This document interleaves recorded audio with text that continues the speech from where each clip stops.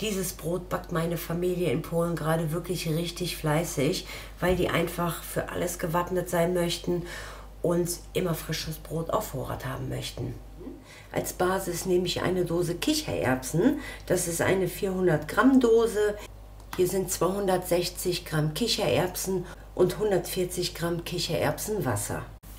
Und das gebe ich komplett samt der Flüssigkeit hier in meinen Becher. Das püriere ich.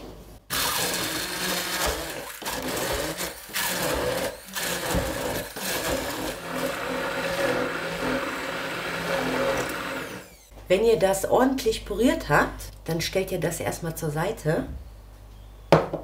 Nehmt euch eine große Schüssel und da kommen alle trockenen Zutaten rein.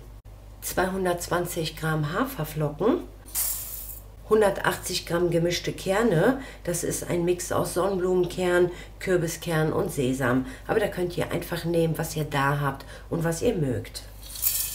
80 Gramm geschrotete Leinsamen und 2 gute Teelöffel Salz, 2 bis 2,5 je nach Geschmack. Und dann noch 20 Gramm Flohsamenschalen. Das Ganze vermischen.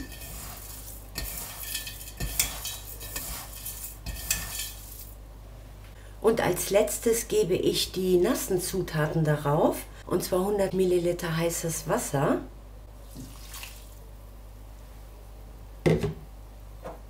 20 Milliliter Öl, ups, da ging ein bisschen was daneben, und meine pürierten Kichererbsen.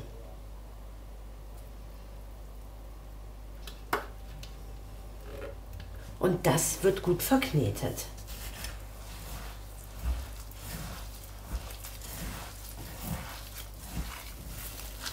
So, man merkt jetzt nach 1-2 Minuten, dass der Teig fester wird. So, drücke das an, decke das ab und lasse das ungefähr 20 Minuten quellen. Dann brauchen wir 2 Einmachgläser. Die haben ein Fassungsvermögen von 850 Millilitern. Wir brauchen 2 passende Deckel, 2 Gummidichtungen und 4 Klammern. Ich gebe ein bisschen Öl in mein Glas. Das Öl verteile ich auf dem Boden und am Rand. Da streue ich jetzt ein bisschen Sesam und ein paar Sonnenblumenkerne rein. Und verteile die so ein bisschen am Rand.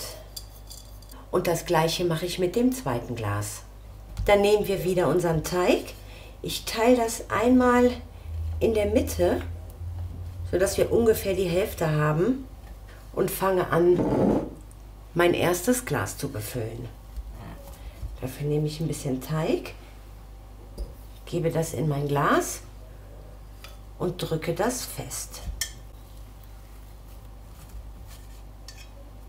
Immer schauen, dass möglichst keine Luftlöcher entstehen.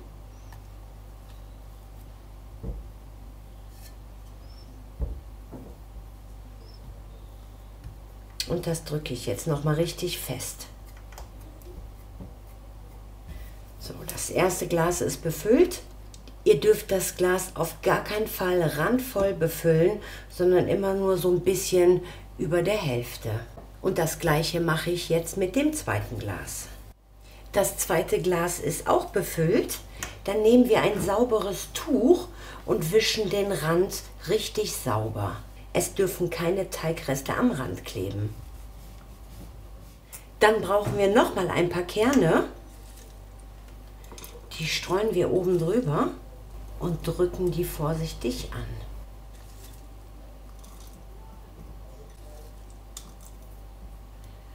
Die Gläser sind befüllt, angedrückt und oben mit Kernen garniert. Dann lege ich Deckel drauf und lasse den Teig noch mal ungefähr 20 Minuten quellen. In der Zwischenzeit heize ich meinen Backofen vor, allerdings ohne das Backblech. Wenn ihr den Ofen mit dem Backblech vorheizt und die kalten Gläser dann auf das heiße Blech stellt, könnten die euch platzen. Die Deckel entferne ich aber zum Backen Mein Ofen ist wie gesagt vorgeheizt auf 200 Grad Ober-Unterhitze und darin backe ich das Brot jetzt für 70 Minuten. Die Brote sind fertig. Jetzt zeige ich euch, wie ihr die Brote über mehrere Wochen und Monate haltbar macht. Ich habe die Ringe und die Deckel in heißes Wasser gelegt. Das Wasser schüttle ich ab und lege das auf das Glas. Dann nehme ich den Deckel, trockne das leicht ab und lege das drauf. Dann die erste Klammer und die zweite. In dem Glas bildet sich Kondenswasser. Damit uns das Kondenswasser aber nicht oben auf das Brot tropft, drehe ich das Glas um. Das hat den Vorteil, dass das Brot dann auch ganz oft sogar schon nach unten rutscht und wir das gar nicht erst lösen müssen. Das zweite Brot hole ich raus, damit ich euch gleich zeigen kann, wie das von innen aussieht. Bevor ich anschneide, noch etwas in eigener Sache. Mein erstes eigenes Buch bei GU, druckfrisch. Gestern habe ich es bekommen. Frisches Brot, so schnell und einfach wie noch nie. Ab dem 5. Juni bekommt ihr das bei Amazon, online und in jeder Buchhandlung vor Ort. Wenn ihr mich unterstützen möchtet, dann findet ihr in dem Buch wirklich meine tollsten Rezepte. Ganz viele tolle Rezepte exklusiv nur für das Buch und natürlich meine besten Rezepte aus YouTube. Das Buch ist wirklich richtig toll geworden. Ich bin richtig stolz darauf und die Rezepte darin sind wirklich richtig toll.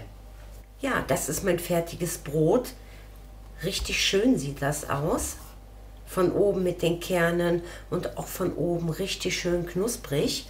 Ich habe euch gezeigt, wie ihr das Brot im Glas zubereitet und somit wirklich über mehrere Wochen und Monate haltbar machen könnt. Wenn ihr das Brot noch länger haltbar haben möchtet, dann schaut euch bitte das Video hier oben rechts an.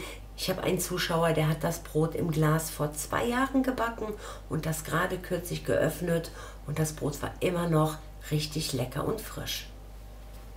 So, dann schneiden wir das mal an.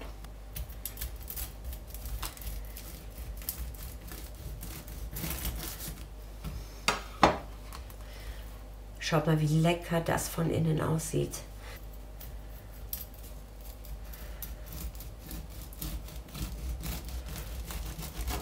So, das sieht doch schon besser aus. Schaut mal, das Brot hält und da bricht wirklich gar nichts ab, obwohl da richtig viele Kerne sind.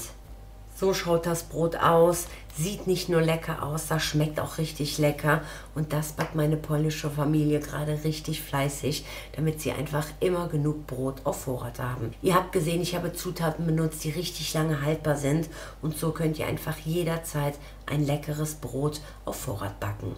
Wenn ihr das Brot frisch verschlossen habt, bildet sich in dem Glas Kondenswasser. Durch die Hitze verschließt sich das Glas und wird so haltbar. Solltet ihr gar nicht so lange warten können und das Brot dann nach 2 Tagen oder so vielleicht schon rausholen und es ist noch etwas feucht, dann könnt ihr das für 10 Minuten nochmal bei 180 zu 100 Grad aufbacken und dann wird das wieder richtig knackig. Ansonsten einfach im Glas lassen, bis die Feuchtigkeit eingezogen ist und dann habt ihr ein richtig leckeres Brot auf Vorrat. Das war's von mir. Wir sehen uns beim nächsten Mal und wer nicht so lange auf ein neues Video warten möchte, der findet hier ganz viele tolle Rezepte.